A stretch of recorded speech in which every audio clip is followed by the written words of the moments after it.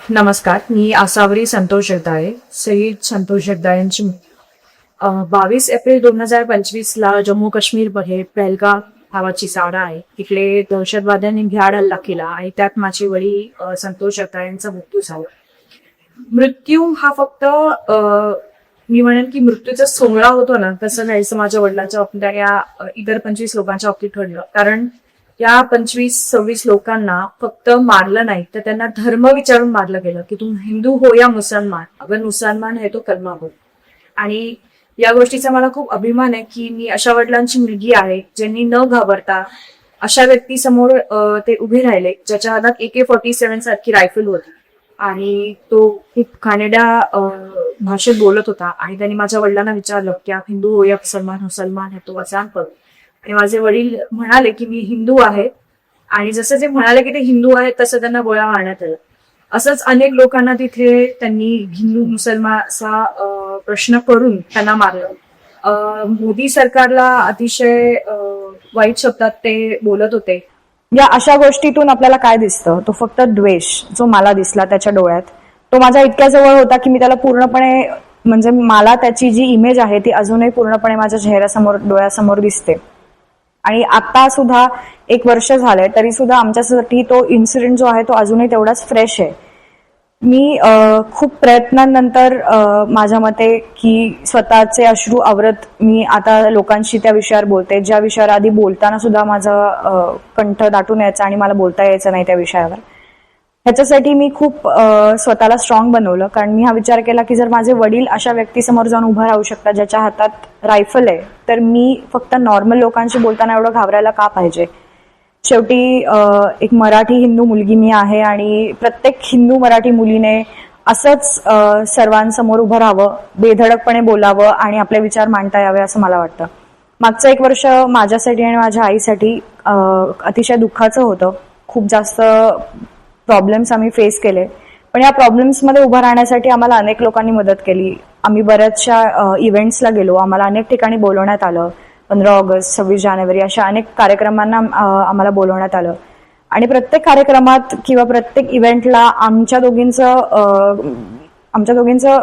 Motive हेच होतं की सर्व लोकांमध्ये एक जागरूकता पसरावी आणि आम्हाला सर्व लोकांपर्यंत आमच्यासोबत जे घडलं ते तुमच्यासोबत घडू नये, किंवा ज्या पद्धतीने ही लोक आपल्या देशात येतात आणि आपल्या लोकांना, सामान्य लोकांना मारतात, ते कुठल्या पद्धतीने आपण थांबवू शकतो त्याचा पण मी खूप अभ्यास केला. अभ्यासात माझ्या लक्षात आलं की आपल्याकडनं ना कधी कधी कळत न कळत या टेररिझमला फंडिंग केलं जातं.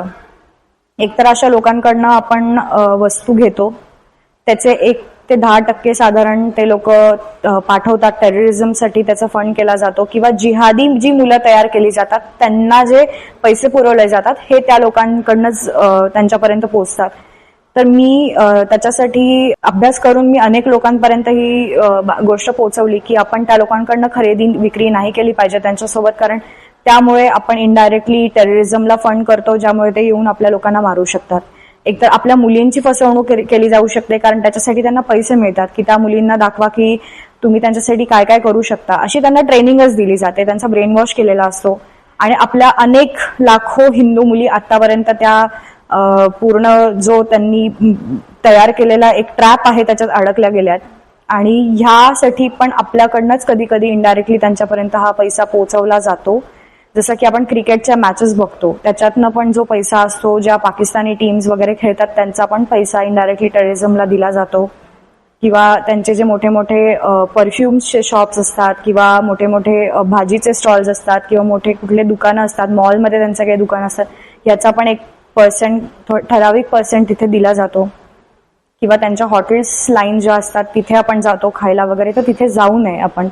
आपण पूर्णपणे हिंदूंनी एकत्र येऊन एकमेकांना सपोर्ट करून जेवढं जास्तीत जास्त लोकांपर्यंत हे पोहोचवता येईल की आपल्याला एक होण्याची किती जास्त गरज आहे, हे त्या इन्सिडेंट नंतर मला जाणवलं. इतके वर्ष मी फक्त बातम्या ऐकत होते, वाचत होते, पण त्या बातम्या ऐकणं आणि वाचणं जेव्हा मी स्वतः जगले, जेव्हा मी स्वतः त्या अनुभवातून आले, तेव्हा मला आज समजते की आपण किती उशीर केलाय या गोष्टी समजायला. आणि त्याच्यासाठी खूप मोठी किंमत आम्हाला आमच्या आयुष्यात मोजावी लागली. माझ्या मते मी हे एवढ्या इझिली बोलू शकते किंवा मी इतक्या ओपनली हे बोलू शकते, त्याचं कारण आम्ही हा घेतलेला अनुभव आहे.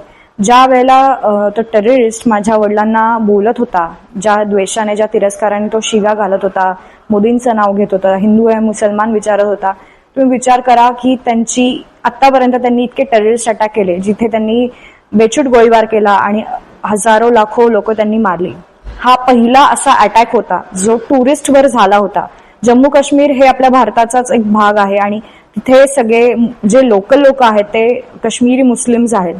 आपण आधीही पाहिलंय की काश्मीरी पंडित जे हिंदू होते त्यांना तिथल्याच काश्मीरी मुसलमानांनी बाहेर हकललं होतं, त्यांच्यासोबत खूप गैरकृत्य केलं होतं आणि आज लाखो हिंदू पंडित जे आहेत त्यांची घरं काश्मीरमध्ये असून सुद्धा ते जाऊ शकत नाहीये. तर तुम्ही विचार करा की जर ते तिथल्याच लोकल लोकांना सुद्धा सोडत नाहीयेत तर लोकलच्या सपोर्टनी ते आलेल्या टुरिस्टला का सोडतील किंवा का इतक्या इझिली ते मारू शकले आमच्या लोकांना? त्याचं कारणच ते ही लोक कुठल्याही जागी असली तरी ते आपली कधीच नाही होऊ शकत. जे हिंदू मुसलमान भाई भाई आपण म्हणतो हे सगळं खोटं आहे, हे सगळं मिथ आहे. सो या कन्सेप्टवर कोणी जगू नये असं मला वाटतं. कारण जर हिंदू आणि मुसलमान भाई भाई असते तर काश्मीरी पंडित आणि काश्मीरी मुसलमान जे एकमेकांच्या घराच्या शेजारी शेजारी राहत होते, काश्मीरी हिंदू मुली ज्या काश्मीरी मुसलमान मुलांना राख्या बांधत होत्या, त्यांच्यासोबत जे शोषण झालं ते झालं नसतं किंवा त्यांना ज्या पद्धतीने मारलं गेलं ते झालं नसतं. किंवा आपण नुसतं काश्मीरचाच मुद्दा बोलण्यापेक्षा मी म्हणेन की जगभरात अशा अनेक ठिकाणी ही जी मुसलमान लोक आहेत ते आपल्या हिंदू मुलींना फसवतात, त्यांचा वापर करतात, त्यांना मारून टाकतात, त्याच्या बदल्यात त्यांना पैसे मिळतात. आपल्या हिंदू मुलींना ह्याच्या जागरूकतेची खूप गरज आहे की एकही मुसलमान मुलगा, अरे तो त्यांच्याच बहिणीचा भाऊ होऊ शकत नाही, तो तुमचा भाऊ कधी होणार? अशा मुलासोबत भाऊ बहिणीचं नातं ठेवायची काही गरज नाहीये. कितीतरी हजारो करोडो हिंदू मुलं आहेत, त्यांच्यासोबत तुम्ही मैत्री करा, त्यांच्यासोबत राहा. कारण हिंदू मुलांवर ते संस्कारच असतात की आपल्या शेजारी असलेली मुलगी एकतर आपली बहीण असू शकते किंवा ती आपल्या आईच्या जागी असू शकते. हे संस्कार, ही शिकवण त्या धर्मात दिली जात नाही. त्यांच्या कुराणमध्ये सुद्धा हेच लिहिलेलं आहे. त्यांच्या कुराणमध्ये असं लिहिलंय की जो अल्लाला मानत नाही तो काफिर आहे आणि काफिरला खतम करा, काफिरला मारा. म्हणजे त्यांच्या मते आपण सर्व हिंदू लोक किंवा जे लोक त्यांचा धर्म मानत नाही, जे लोक अल्लाला मानत नाहीत ते सर्व काफिर आहे. एवढी अवेअरनेस बास नाहीये का?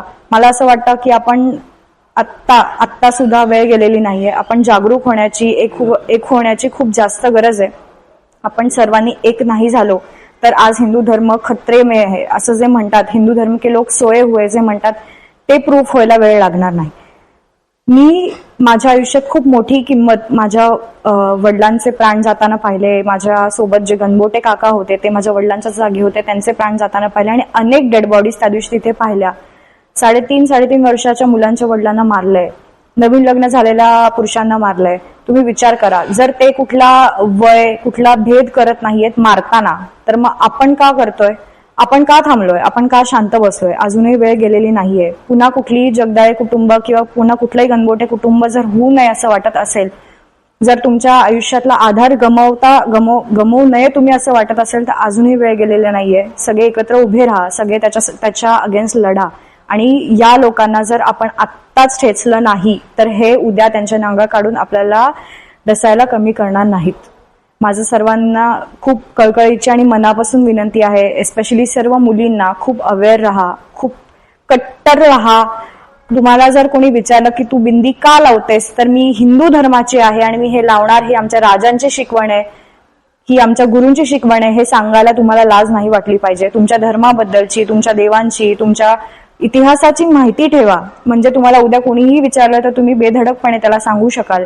कुठलेही उलट्या सुलट्या प्रश्न विचारले तर त्याच्यावर उत्तर देऊ शकाल. आणि तुम्ही स्वतःचं प्रोटेक्शन स्वतः करायला शिका, कारण तुम्हाला प्रत्येक वेळेला वाचवायला कोणी येणार नाहीये.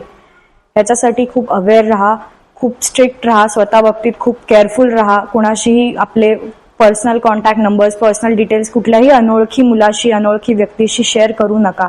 त्याचा कुठल्या पद्धतीने वापर केला जाऊ शकतो हे तुम्हाला माहिती नाहीये. आणि हे सर्व मी सांगू शकते कारण ह्याच्यावर मी खूप अभ्यास केलाय. मागचं 1 वर्ष मी माझ्या वडिलांना गमावल्यामुळे जे डोळे माझे उघडले, त्याच्यासाठी तुम्हाला कुणालाच ती किंमत मोजायला लागू नये अशी माझी इच्छा आहे. म्हणून मी तुम्हाला हे सांगते. प्लीज माझी विनंती समजून घ्या.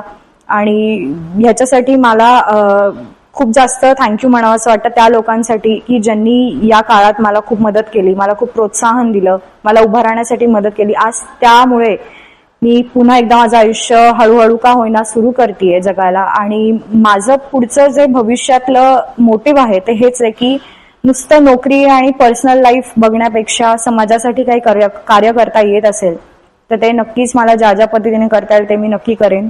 आणि हिंदू म्हणून जर माझी मदत किंवा माझ्यामुळे अजून 100 लोक अवेअर होत असतील आणि त्यांचे आयुष्य चांगले होत असतील तर त्याच्यासाठी मी खूप जास्त म्हणेन की मला खूप जास्त आनंद होईल. माझे वडील संतोष जगदाळे पहलगाम हल्ल्यात हुतात्मा झाले. या 26 हुतात्म्यांसाठी जम्मू काश्मीरनी एक स्मारक बांधलंय. त्याच्यावर आज आपले तिरंगे झेंडे लावलेले आहेत.